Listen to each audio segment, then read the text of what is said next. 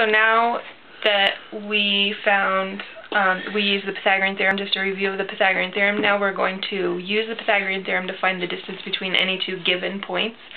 So if you are given 2 points, for example, the example in the book is 4, 2, and -3, -2, the very first thing you're going to do is you're going to make a graph.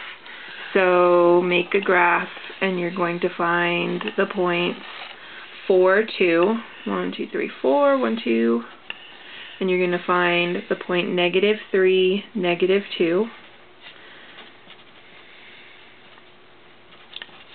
This is 4, 2. Okay, so if it was on one of these horizontal lines or if it was on a vertical line, you'd be able to find the distance easily, but because it is a diagonal line, it's hard to tell what exactly that distance is, and it's probably not going to be a natural number. So what you have to do is you have to actually find the length of the sides of the triangle that where these 2 points make the hypotenuse. So you're going to drop down and move across, and you're going to make a right triangle. And then you need to find the distance here, which once you draw it, it's really easy to see it, that the length of this is going to be 4. And the length of the bottom side between -3 and 4 is 7. And from there, you can see that you've got the same triangle that we just had previously. So what you're going to want to do is just do the same thing, go back and do the Pythagorean theorem, 7 squared plus 4 squared equals c squared, and then you're going to end up having square root of 65 equals c. So let's do another example. So if you have the point 3, -4, and you have the point -5, 2, and it says find the distance. Okay, take out some graph paper and pause it. Take out some graph paper and graph these 2 points. Okay, pause it now. Not you. Oh. It's going.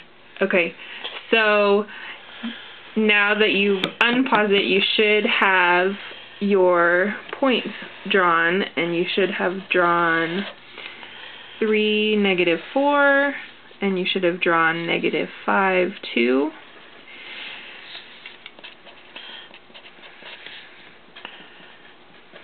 And so we know this is the diagonal. It's going to be the hypotenuse of your triangle.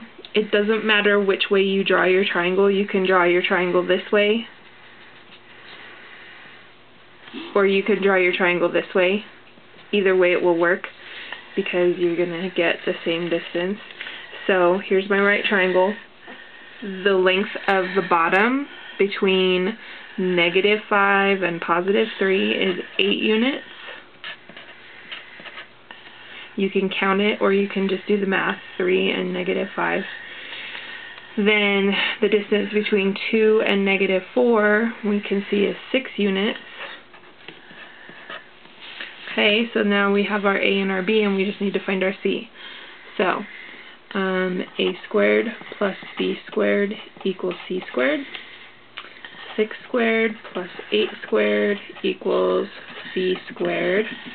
So 36 plus 64 is equal to c squared. 36 plus 64 is 100, which equals c squared. Take the square root of both sides. The square root of 100 is 10. So we know that c is equal to 10. So this distance here is 10 units, even though it's really hard to see that because it's on a diagonal. It's 10 units long. Can I stop? Okay. How do I stop? Push the button.